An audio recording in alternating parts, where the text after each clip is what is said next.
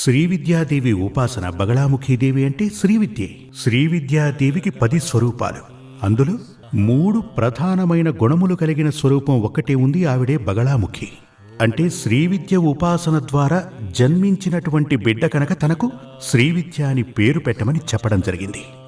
ఈ మధ్య 10 రోజుల క్రితం ఆవిడ ఆడపిల్లకు జన్మనివ్వటం జరిగిందని చెప్పారు.